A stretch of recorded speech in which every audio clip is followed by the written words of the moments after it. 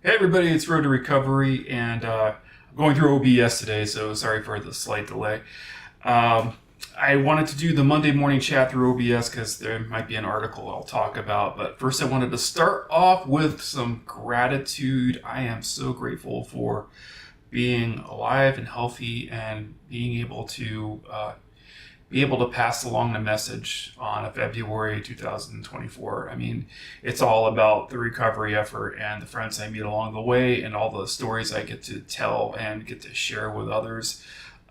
Really strikes home with me. It gets me back to my core humanity, and I feel grateful to be put into a position where I can help and assist other people through their recovery addiction effort. Um, Couple of things. I am still looking for somebody who may be interested in doing an interview. If that happens to be you and you'd like to share your recovery story, you can reach out to me, road, the number two, recovery11 at yahoo.com, or you can drop out to my Twitter handle. It's up in my profile, and just click on that and DM me and say, hey, I'm interested in doing the interview. Um, all right, so what do we got here? Got somebody in the chat saying that they are struggling. If you care to tell me how you're struggling, go ahead and let me know, and I'll see if I can answer any questions you might have or be able to direct you to some resources. But I'm here for talking today, so feel free to drop me any comments or concerns, and I'll respond. Um, One thing I'm going to do very quickly, by the way, Monday morning chat, that's the purpose of this, is that you get the opportunity to interact with me. So if you have anything you'd like to say, please feel free to say it. I'm going to stop this. We're going to share this. And this was an article that I got from NPR.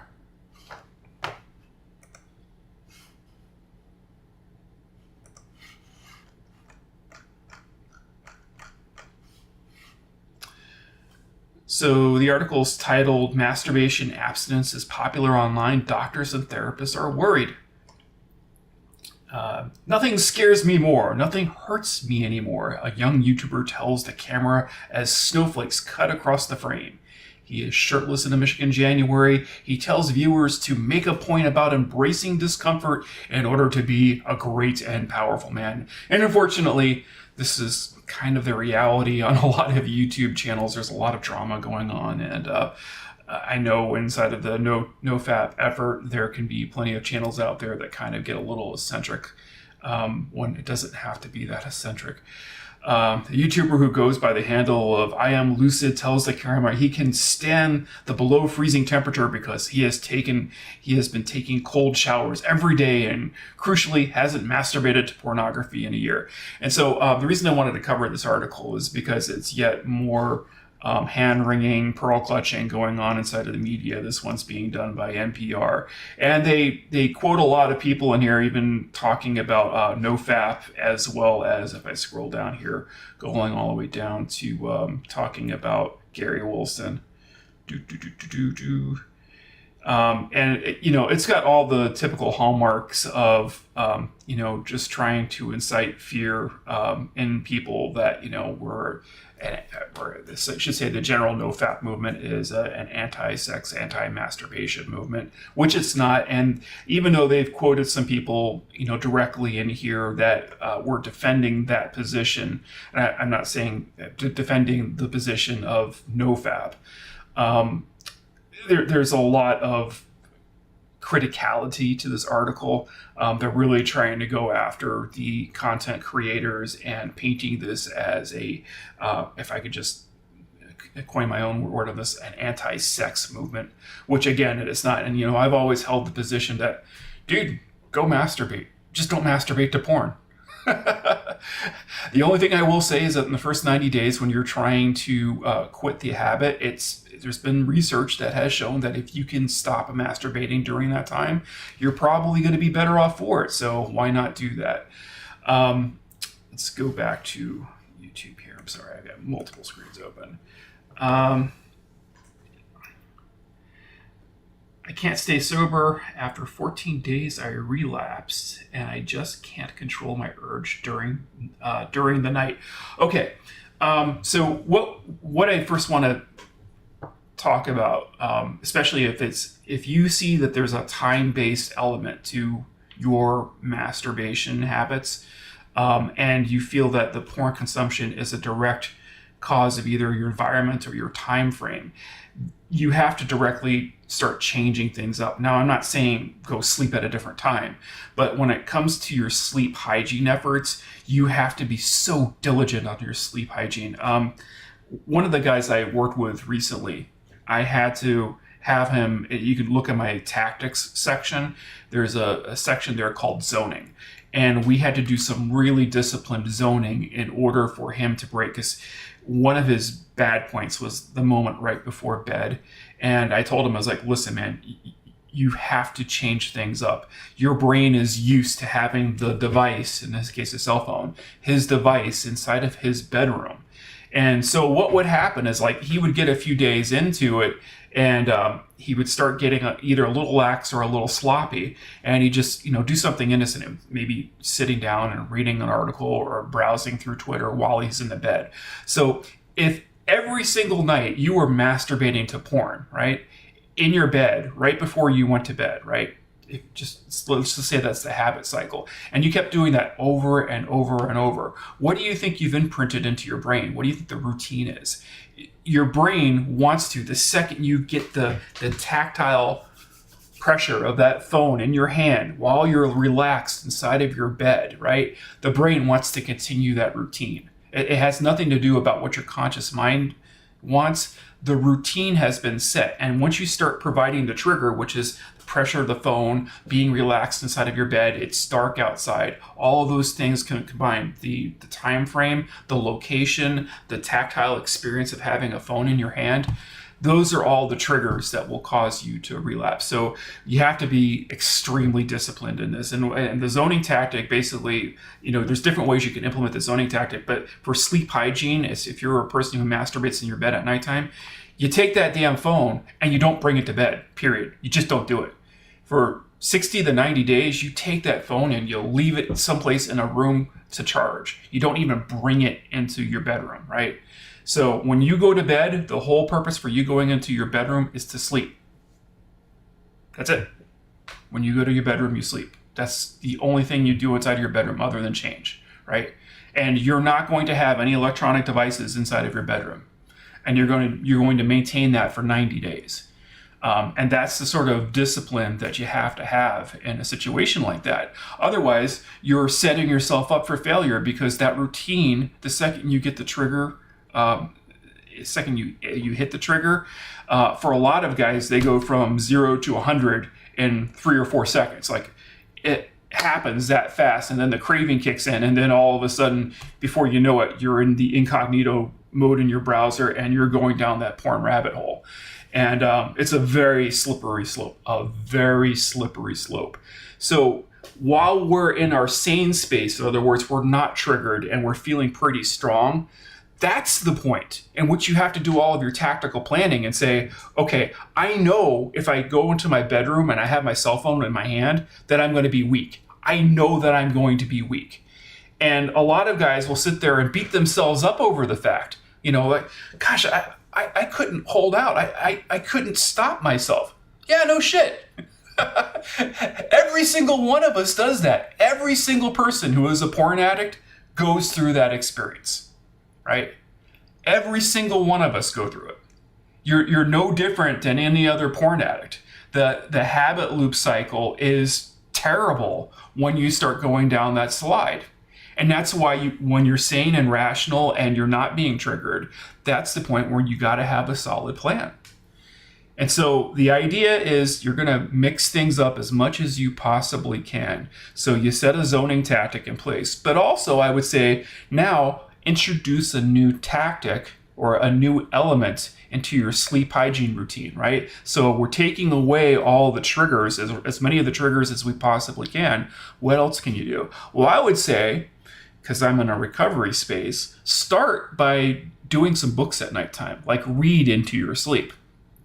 Get a recovery book especially if you're early into recovery, get something that's going to foster some interest for you that, you can keep your attention for 15 to 20 minutes until finally your eyes start getting tired. You can close the book and set yourself up to sleep. But setting up a sleep routine where it's a new element and it's not something your brain is used to will also aid and assist in you staying sober.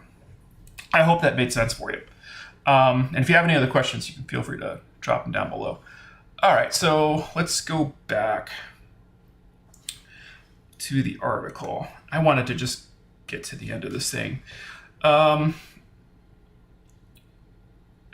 NoFap's message today is strongly aligned with Wilson's argument that watching porn is addictive, causes conditions such as erectile dysfunction and brain fog, and can involuntarily change one's sexual desire. All of that is fact.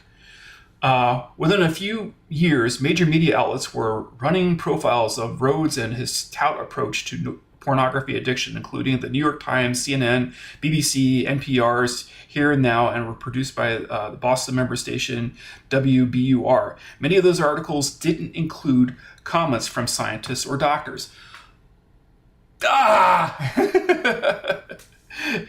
This is the thing that kind of bugs me. What I see usually inside of major media outlets is a desire to put the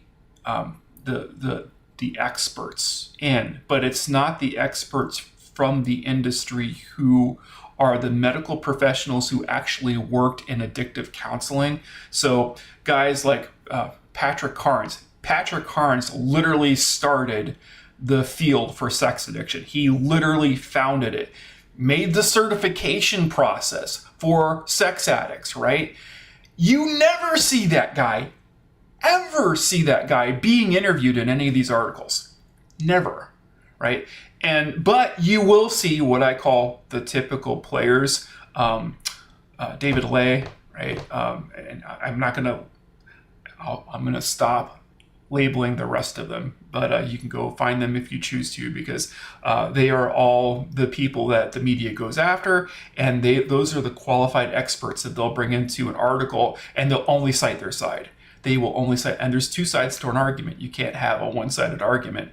And what they typically do is go out into the scientific community and grab one side of the argument and not grab the other side of the people who actually work within the confines of science and clinical work on the other side of things. And it drives me bananas. And this is one of those things. And NPR continues, a magic pill. NPR spoke to 5 former or current users of the NoFap subreddit or website. Those who agreed to be quoted all asked NPR not to use their last names in order for them to discuss their intimate sexual histories without fear of negative reactions from families and colleagues or backlash from supporters of masturbation and abstinence. And oh, by the way, I just want to say that, while NoFap is trying to do this, and I try to do this too, it's like, I take an anonymous approach to this. Part of the problem, I think, is that it's so popular. The porn use in our industry is in society today is so popular that I don't necessarily think that the public backlash would be as great as people really think it is. I think getting to confront your addiction should probably be a more prevalent thing, so that people can kind of have honest talks. I've had a lot of guys that I've specifically sponsored who have actually addressed it with their family, like got brave, had a conversation with either their parents or like a wife, and just like, hey, you know what? I've been suffering with this thing for a while. I'm trying to quit it. And sometimes when you just take an honest approach to things and can have a share, you'd be surprised that in this modern day and time, a lot of people are actually down with it. They're down for you trying to, make better for yourself. I've had a couple guys that were in college, two different sponsees who were in college that went to people within their friends network, and their friends were very supportive of getting help and also providing help themselves. So, I don't think that the negative feedback loop is necessarily as big as people point it out to be. I think there's actually a lot of supportive people that are out there who are more than willing to help another person break their habit. Let's go back down. Tim in his 60s describing his relationship with porn as a pretty average until pretty average until his wife came home and said his porn use was destroying her self-esteem. I sometimes have issues with these because it's not wrong for the partner. It is not wrong for the partner to feel a bit of threatening on behalf of the porn use. Sometimes the problematic nature of the porn use is that you do it so often that you don't pay attention to your significant others, which is a huge problem. Sometimes in these situations, I feel that if you don't feel that the porn use is problematic, but the wife discovers that you were looking at porn and then starts shaming you because her self-esteem gets injured, that's a different issue. Like sometimes I see that there's a lot of people that are in psychotherapy who will, they're good on laying that blame at usually the guy who's acting out and using pornography, and saying that her self-esteem damage is all his fault, right? Because he was looking at the pornography, as opposed to I say, not feeling threatened by, your spouse or significant other, having a sexual desire. That's really. What do you mean your sexual desire was not aimed at exclusively me, right? And, sometimes religion gets put into that because a lot of people inside of this world believe that, it's you stay committed and you stay to a committed relationship, which is fine. I'm not saying that people shouldn't do that. And sometimes that interpretation of commitment means that you have no sexual thoughts or feelings other than your significant other or wife. And I'm a little bit borderline on that because I sometimes think that leads to guilt and shaming. And as I've said before, guilt and shame have no part in therapy, right? It's the guilt that another person feels or shame that they want to distribute on others is their problem. It's not necessarily your problem. It's your problem when you're acting out, when your consumption of pornography starts affecting you negatively, right? When you start experiencing anxiety, depression, or you've caused damage to others, and they're trying to frame this as necessarily like it's your fault that she's feeling this way. And sometimes I'm just like, well, let's slow on down just a little bit and just make sure that we've got effective boundaries going on here first. It's a long conversation. And one of these days I'll try breaking down those dynamics because when you've done this so many times, when you've had so many conversations, sometimes it's not as black and white as you might imagine it being. After years of trying to find only religious resources for quitting porn, Tim welcomed the NoFap community's secular approach. He said the idea of quitting masturbation seemed insane to him at first, but it worked. When Tim felt tempted to watch porn, he posted in his forum. People would chime in with support and offer suggestions like taking a walk. This is a great use of NoFap. This is exactly what NoFap was intended to do, to provide support. And incidentally, that's the purpose I use a 12-step program for. It does the exact same sort of facility. You get to jump in calls, you get to go to meetings, and you can get the support you need when you're struggling. Tim is one of the many users who say they've extended their abstinence indefinitely. He says that he last masturbated in October of 2016. That's pretty freaking impressive. Yeah, good for him.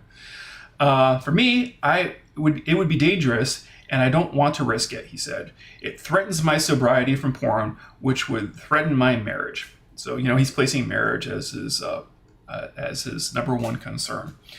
Derek had a different experience. As a teenager growing up in Kentucky, he watched porn for a couple hours after school every day. In church, he was told that masturbation was a sin. Finding that NoFap site, he said, felt like striking gold. I found advice that his pornography use and masturbation were connected to the erectile dysfunction he had struggled with. which is a very common problem for people that are have severe porn addiction. You know, you go to actually have sex with a woman, and then all of a sudden, all the normal triggers that your brain is associated with having sex, having the device in hand, a typical, seeking behavior pattern that starts getting you aroused. When you have an actual woman there and those things are no longer present, and you just can't get the erection, that's a clear sign that you've so imprinted your habit cycle formation that unless you were sitting there watching porn with her, you're probably not going to get a hard on. Bizarre as it sounds, that's just the way it works. And that's a clear case of, you have a porn problem, PPU. So that's a bad thing. NoFap refers to this as PIED, porn-induced erectile dysfunction. I felt like I had found all my answers pretty much. And it was like a weight off my shoulders for the time, said Derek. Derek tried the 90-day masturbation abstinence reboot, but says he could never make it that long, which made him feel awful. And now this is a common thing too, is that guys will break like within the first 90 days. And a lot of severe guys, it's in that first 30 days because the way I like to frame this is that a lot of the recovery groups, including 12-step programs start you on a 12-step. NoFap will just talk about the 90 days. But what they don't do, and what I try to bridge that gap with, is talk about tactics and setting a really rigid recovery plan in place. It's so important. And if you're going to make this commitment, if you're going to not, consume porn anymore because you have, erectile dysfunction or any other host of problems that have been a result of you consuming porn, you don't start the planning 7 months into recovery. You do it from day one. You have to go in with a plan, man. And what we just talked about earlier was like when you're clean and healthy and sober and you feel like the world is balanced and you're not acting out at that present moment, that's the time you've got to be really digging in. That's the time where you're planning for when you might be acting out, right? And so you set a recovery plan based around what you know to be true about yourself and start putting tactics in place that are going to aid you and assist you from the cravings, because you will eventually be triggered. You will eventually get a craving. It's going to happen again. I promise you. You're not going to just wake up one day and just say, hey, I'm not horny anymore. No, you're going to get horny. At some point, something's going to trigger you. What are you going to do about it, right? And so in the NoFap's case, going on and talking about it is great, but a lot of those guys go posting after the relapse. Okay, well, what did you do before the relapse, right?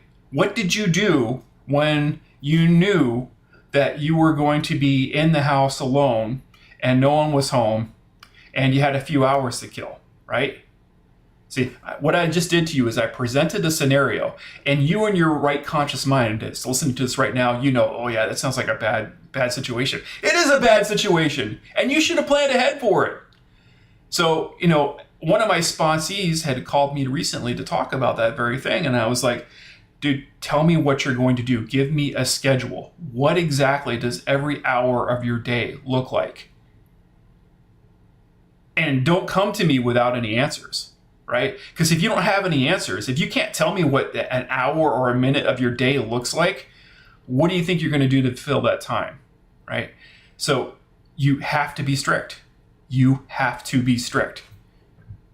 And there might be days where you may not be as strict, but that's because you've left nebulous time in there. So for example, for me, my nebulous time might be, you know what? I got about 2 hours to kill. I'm going to go jump on my bicycle and go hit we have some trails there near my house. I'm going to go jump on the trails, right? And the 2 hours would be killed by me being on a bicycle, right? If I'm on my bicycle, I'm not acting out. So it doesn't necessarily have to be hardcore minute by minute, but if you know you're going to be in a specific time, in a specific place in your house, and you always act out in your house, well, then you better start planning. You better start making some, decisions and choices that are going to keep you away from your addiction. All right. Besides the reboots, he picked up other ideas from NoFap World. If you masturbate, all your testosterone is going to go down the toilet, and you're going to be like a raisin. You know? Oh, this is one of the reasons I do kind of dislike NoFap, because it would be causing his erectile dysfunction, not pornography. All right. So now this is one of those things where I'm almost calling BS on it. I have ADHD too, and I was on various sorts of ADHD medicine, and I would be curious to know what he was actually been given. But I've never had erectile dysfunction as a result of my medication. Never happened. Now, I'm not saying that didn't happen for him, because it may as well have happened, but I would be curious before making a statement like that to see what was actually happening. Because if he was able to go back to pornography and reduce the amount he was actually watching, like cognitively reduce the actual amount he was watching, it's possible his PIED went away. It absolutely is possible, just by the sheer lack of attempts at masturbation he's making. It's as simple as that. Now, I will say this in case anybody gets any wrong ideas about that. It's possible for some people to go from, highly elevated porn use to being able to reduce it to barely any, right? Some guys are capable of doing that. The way I kind of put it is, if you have a difficult time stopping, right, where you have psychological, you have physiological responses, you have emotional responses, so like 3 categories of things that all are the result of either you using porn, or you get all 3 of those categories affected after you attempt to stop using porn, right? That's a very clear indication that the porn consumption was damaging to you, that the quantity that you were using was terrible, was affecting you cognitively. In that situation, just stop. If you stop, right, and then after like a few weeks, you're feeling fantastic and great, and like it seems like all of those psychological effects have gone away. I mean, it's up to you, but we say 30, 60, 90 days. If you can get to 90, you should be home free. In other words, the imprinting process that is done in order to form habits should have gone away. The thing I would have said is, why go back to the pornography at that point, right? Because in your past, you had a history of problematic porn use. And so you could try going back to your porn consumption, right? And saying, you know what, I'm in control now. Alcoholics do the same thing. They're like, yeah, I've been sober for, a few months now. I'm going to go back and I'm just going to have 1 beer. And you know what? They might manage it for a little while. They'll have the 1 beer or the 1 glass of wine. And they'll just keep repeating that process. Like, yeah, I'm not an alcoholic anymore. And then one day it happens. One day they can't stop anymore. And then they're right back to where they started again. So I would strongly warn anyone who's going down the road to recovery like I do, don't go back, man. Because otherwise you're going to be like the guys who fill my room. Because there's lots of people in my rooms who have tried doing that and failed miserably. So just be realistic about it. There's nothing about pornography that you need. There's nothing about pornography that makes you a better person. There's nothing about pornography that makes society better off, right? So, considering all those aspects, why even go back to it? Why put yourself back into the prospectus that you might be getting back into trouble again? I personally wouldn't take the chance. Just stay away from it. And I can tell you, as a person who is sober, I feel psychologically great. All right. Let's see. In the meantime, Jack said he became interested in dressing as a woman. Oh, God. Of course, they're going to use this guy for, presenting the average no-fapper. He interpreted this change as something porn was doing to him based on what he's been seeing. Look, I'm not trying to demean the guy. I'm just trying to say this is not a typical case. Jesus. And this is why I hate articles like this. It's like the editors and the writers are almost going out of their way to portray us like, we're just a bunch of sexually repressed freaks. Exhibit A. This is what the writing is doing on this article, and I'll just I'll leave the link in the messages so you guys can read more about this. But more importantly, before I finish this article, let's get down to the main point, shall we? Defining addiction. Many people in NoFap spaces believe they are addicted to porn. Where do you think this is going? They're going to try to set an argument, right, for why consuming porn is not addiction. This is the same old, the same thing I keep battling. But the word addiction means different things to different people.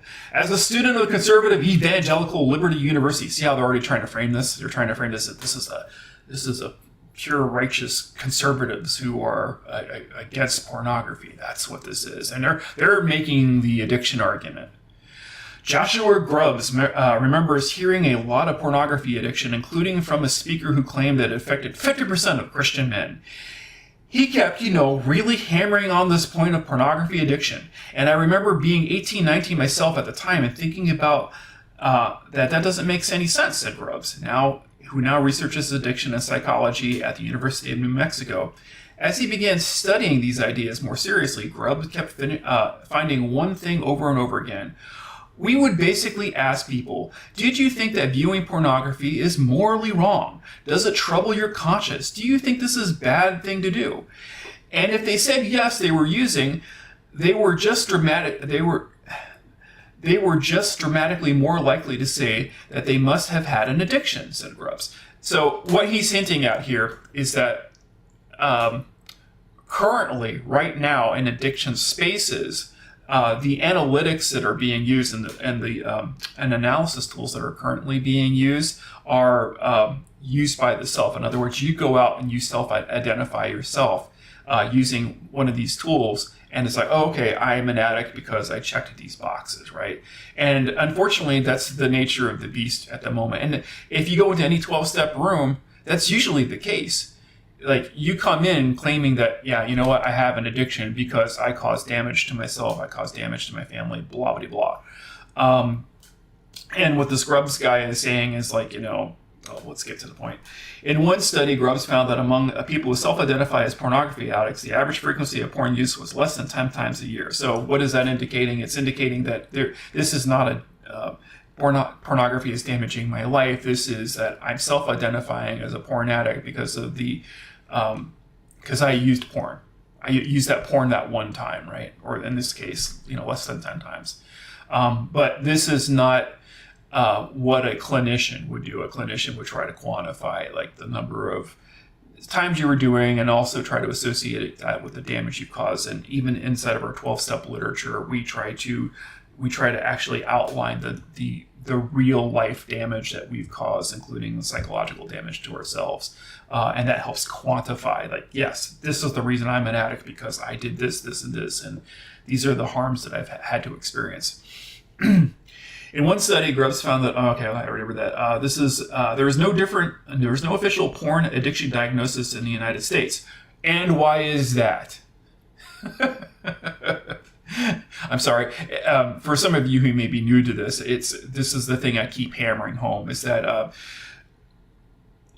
there's a history of shooting down all the people that have been trying to do a lot in this area, have been trying to actually make research happen that will quantify the nature of problematic porn use, that could actually give a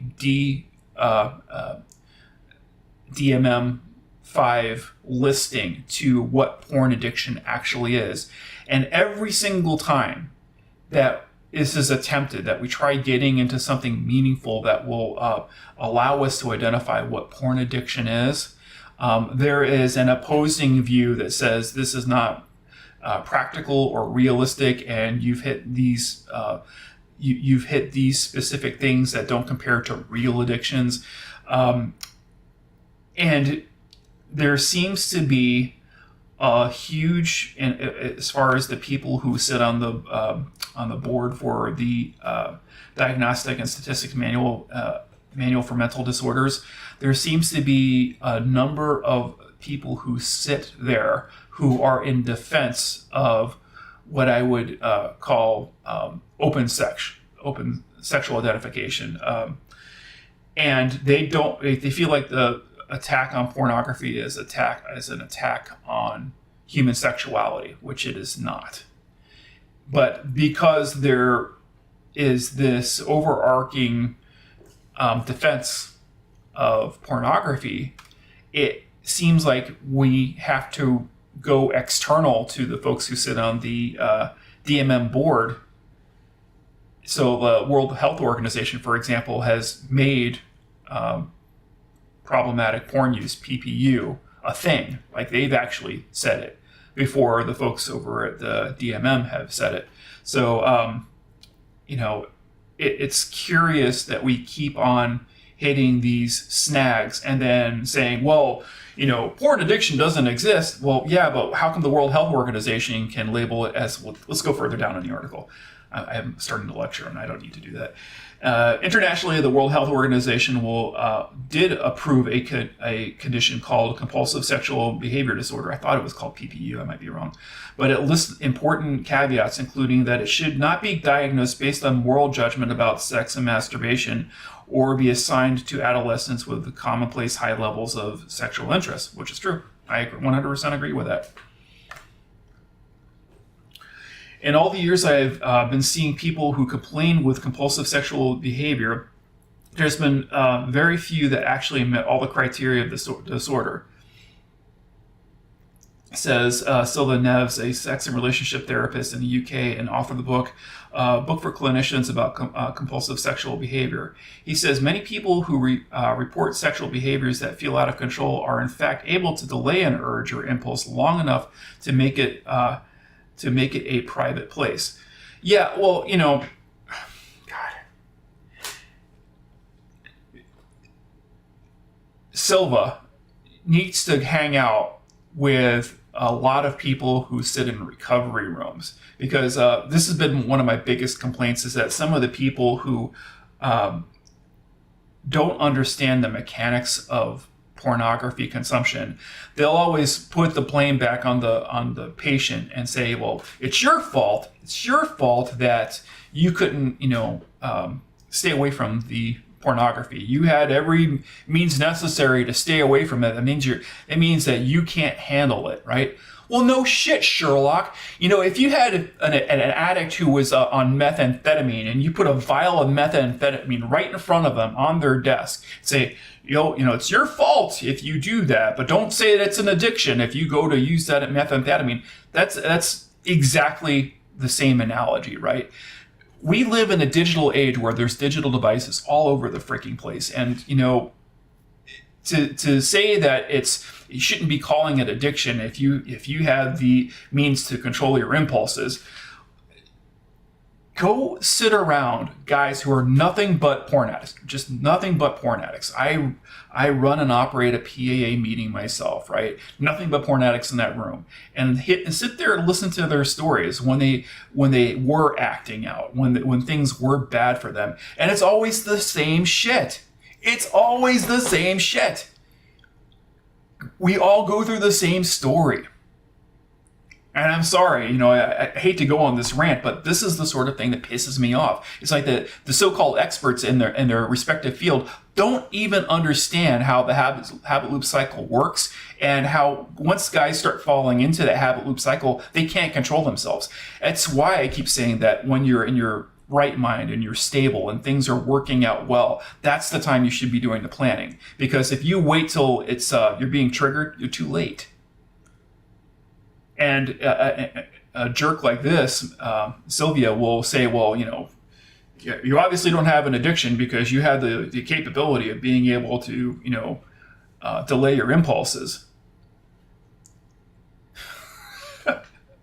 I would love to take Sylvia here and somehow give her like a brain transplant of somebody who's actually going through that shit, so she can really experience what it's actually like to be triggered and have to fight off a craving. And, I've done plenty of videos on my channel talking about what it's like having a white knuckle. Like, you want to avoid the white knuckling whenever possible. White knuckling is not a good thing, because you'll give into the craving. You will. Neves worries that when it comes to sexual behavior, unlike with alcohol or drugs, abstinence-focused treatments can actually increase erotic excitement, inducing self-described relapses. All right, let's just kind of dig into this real quick, because this one bugs the shit out of me. Neves worries that when it comes to sexual behavior, unlike the alcohol or drugs, abstinence-focused treatment can actually cause increased erotic excitement, inducing self-described relapse. Grubb says people who are troubled by their porn use should not be ignored. Okay, so that prior paragraph, the author did very little to kind of elaborate why that is the case. And alcohol, you have to go to either a bar or a liquor store in order to consume it, right? So there's a process you have to go through in order to get that. Drugs, you're not getting the methamphetamine falling off of the methamphetamine tree, right? You have to go out and find it. Human sexuality is ingrained inside of us. And it's what makes porn and sex addiction such a more difficult topic to have to work with, because you can't divorce yourself of the sexuality. The sexuality is there inside of you. It's a core human component. And you've heard me talk about on this channel before that masturbation is not your enemy. Sex is not your enemy. It's just a part of who you are. Unfortunately, sexuality is tied in to the process that we create, the habit-forming loop process for porn consumption. It's just naturally tied into it. It's a little unique in that way. It's not the same as a drug addiction or an alcohol addiction. And that's what Sylvia's paragraph there was really about. It's like that sexuality is tied into you. And you have to go in with a mindset that you're not fighting your internal sin, so to speak. Your human sexuality is your human sexuality. And it's okay to have sexual impulses. If you see, I'm straight heterosexual guy. If I see a woman in a short skirt, I may, like, for a split second kind of check her out. It's like, man, she's got some nice legs, right? And then what am I doing? Like, after that split second that I check her out, I'm like, okay, eyes up, buddy. See, I'm not punishing my sexuality. Like, I just embrace the fact that, hey, I'm a heterosexual guy, and yet, despite the fact that I'm married, there might be somebody attractive out there that I might catch an eye on, and that's okay. It's okay to feel like, a sexual impulse. What's not okay is to be sitting around in a room for 9 hours masturbating. See the difference? I can sit down here and tell you all day about all kinds of harms that can result from your sexuality. Like, your sexuality can lead you down some rabbit holes. We're just trying to stay away from the rabbit hole. That's what we do here, right? Abstaining from masturbation is not a reasonable or, in my opinion, ethical treatment. I know I would actually kind of agree with that section. One of the things I've said here on my channel before is that, if somebody comes to me and says, I don't know if I'm a porn addict, I'll actually say, you know what you do? Go home right now and try masturbating. I've said it. I've said it here on the channel. I've said it to my sponsees directly. Go home and try masturbating, but don't use any porn. Tell me what that experience was like.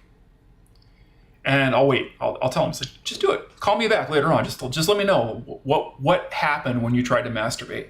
And most of the guys will say, it's like, yeah, dude, I just tried and I couldn't. And I was like, now you know you're a porn addict. That's how you know, because it's the same thing with the PIED. You can't engage your sexuality at the time that you want to, because you've so ingrained the habit-forming process around pornography that now human sexuality to you only happens through devices. right? Not A, it's not healthy from an addictive standpoint, and B, you've made all kinds of crazy associations in your brain. Like there's a bad mix of things that are happening there. So the best thing to do is just cut out the porn, man. It's like, I'm not mad. You want to go whack one off? Go whack one off. I don't care. I'd say in the first 90 days, it's probably smart to stay away from masturbating. But after that, if you want to go masturbate, I have no problems with that. Just don't masturbate to porn, because we know where that gets you. Grubbs, a licensed therapist, is not suggesting that trained professionals should work for free. Blah blah blah. There is this conversation here about rehab centers and pornography addiction recovery programs. Blah blah blah. That it's an industry. It's an industry that is engaged to have people use it, which is true. And it's a very big industry, unfortunately. However, as I've said to some people, some guys are so bad off with their porn addiction that no matter what they do, even with like the stringent programming, they keep falling back into it. And it's because for some people, their lives are so freaking complex that they can't get themselves away from the triggers. And if that's you, if you find yourself being one of those people that can't get yourself away from the triggers, you know what? A recovery program might be the necessary thing you have to do. What does a recovery program do? It takes you out of your environment. So it gets you away from all the triggers. And so rather than you trying to instill discipline, somebody else instills discipline for you. That's the long and the short of it. Temptation and weakness beyond the potential psychological or financial harms. Other scholars who've studied online masturbation abstinent communities often find that they contain a lot of anger towards women. Ugh, don't like that. Pornography wars at NoFap space online is a short leave for self-help to more extreme misogynist messages. Yeah. Here's my take on it. There's gonna be a lot of people out there that have some, I was gonna say some shaky social perspectives on things. They're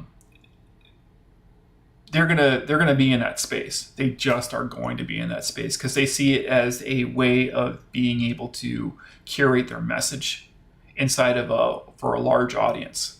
It's like, oh, I got all these guys who are no-fappers, and I'm now popular on this board, so I'm going to speak what I think is the truth, and which incidentally may or may not have anything to do with trying to stop masturbating. And so you get this message that's kind of attached to it. And so here's what I would say, though. Is that a problem for NoFap, where these misogynistic messages are happening? If you went onto Reddit right now, just pick a random Reddit thread. What are the chances that you might hear a misogynistic message? If you went to a Star Wars community, if you went to some sort of sci-fi thread, right? You're probably going to hear a few. There's going to be a few people out there that just, in my opinion, are probably troglodytes. You're gonna bump into a handful of those people, and it is what it is. That doesn't mean that everybody in Star Wars or everybody who's a sci-fi fan is a misogynist.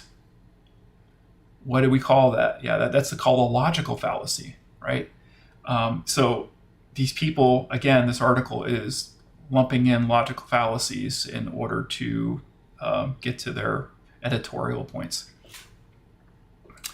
That's all. I don't have the stomach to do this anymore. I'll link it in the chat.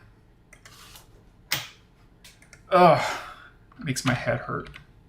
Yeah, I hate articles like this. And I feel like, I'm sorry I wasted a lot of time on my Monday morning chat. By the way, the Monday morning chat's still open. If anybody wants to jump in and has a question, you can, you feel free to chat with me, and I will say a response to you. If you feel that you want to be a little bit more private with it, you can email me or DM me in Twitter up in my profile. Let's wrap things up.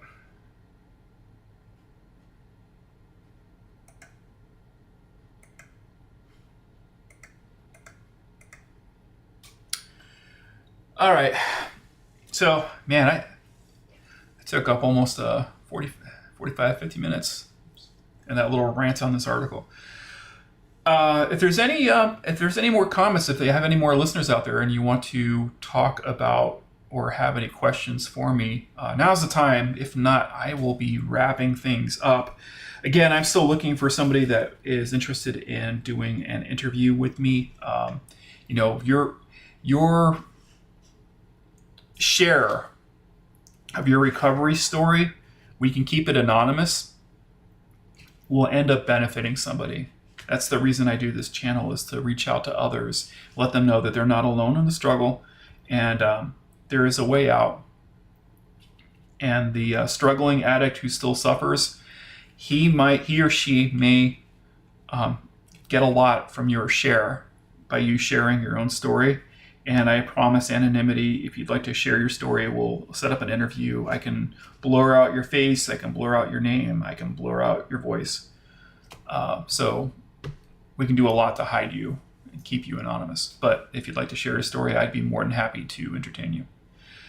Anywho, I don't see any more commenters. I'd like to thank everybody for tuning in. My name's Road to Recovery, and I am here to help you and to reach out to the addict who still suffers. I don't make any money from my channel. Everything that I do here is free. It's part of my own personal 12-step reaching out to anybody who still needs that help. If you have any comments, questions, concerns, please DM me or email me at the information provided above. You can also